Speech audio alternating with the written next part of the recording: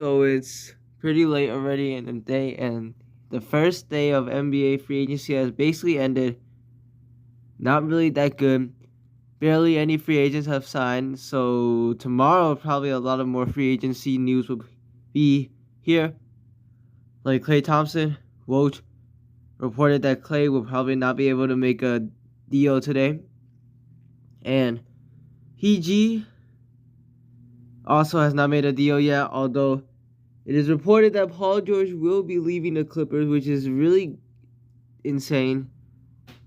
Sixers probably gonna get him, but before this, it was most likely that Paul George will resign.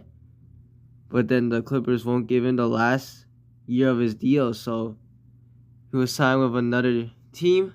We're gonna be reacting to all of the new deals that happened this year in the first day. So Harden also goes back to the Clippers.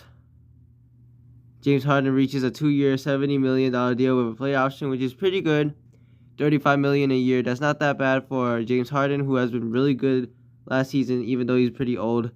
So that's a great deal for the Clippers right there. And then Chris Paul signing with the San Antonio Spurs. 1 year, $11 million deal. That's also a pretty good deal. He can mentor Stephon Castle and be a great lob person, throwing lobs to Victor Wembanyama, as well as just being a tone center on the offense as a point guard, which they need for a while. Kentavious Caldwell-Pope going to the Magic for a 3-year, $66 million deal. This is a great signing for the Magic. They need shooting, and that defense with Jalen Suggs, Banchero, Jonathan Isaac, and more is elite. And adding KCP just adds to their defense and three-point shooting. This is a bad for the Nuggets. They lose another key player, key starter to the lineup. Last year, they lost Bruce Brown. This year, they lost KCP. Feel like they definitely need to replenish their depth, but there's been rumors that they might get Russell Westbrook, which is a great signing if they get him. A great trade, I mean. Kevin Love going back to the Heat, 2-year, $8 million deal. Love was an integral part for being a backup center for the Heat, so great signing for them. He was pretty good last year, even though he's getting up there in age. Celtics and Neemias Queta getting a multi-year deal. Just another great player back for continuity. You know, Celtics could run it back and still be a great contender. Drummond going back to the Sixers for a 2-year deal worth around $10 million. Great move by the Sixers. They definitely need a backup center, and Paul Reed might get traded. Mo Bamba wasn't good, so Drummond, who last year on the Bulls was pretty underrated, a great rebounder, so that's definitely good, especially if Embiid gets injured again. Then Jonas Valanciunas going to the Wizards for a 3-year, $30 million deal. This is a little bit surprising because Valanciunas was rumored to go to more of a contender, but the Wizards definitely got him for a really cheap deal, 3-year, $30 million. That's not bad at all for a pretty good starting center. And I guess he can help mentor Alex Sarr a little.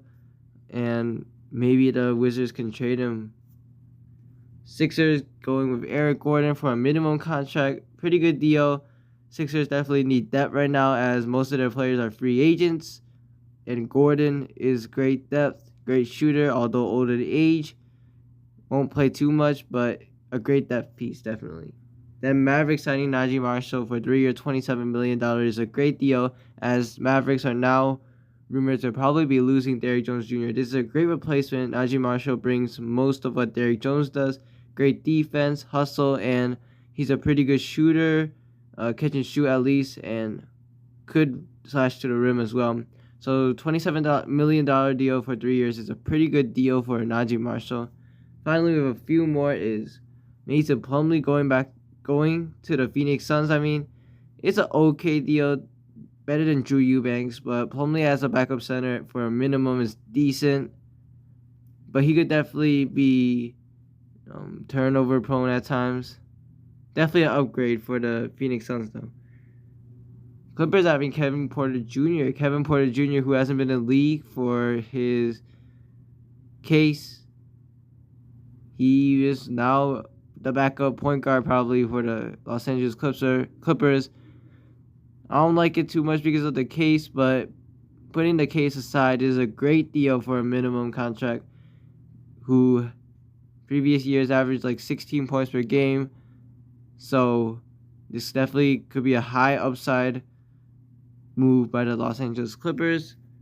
Then Luke Kornet returning to the Celtics, just more adding another center who have continuity with the team, and Max Christie going to the Lakers for a 4-year, $32 million deal. Pretty good deal, as Christie might be a good player for the new look Lakers, and he could be probably good on defense and score a little. Obi Toppin going back on a 4-year, $60 million contract. It's a good deal. Toppin was pretty integral to their bench and scoring last season, so definitely a great deal to keep him back on the team. And finally, Jazz waiving Omer Yurtseven. That's basically it. Thank you guys for watching, and we're out.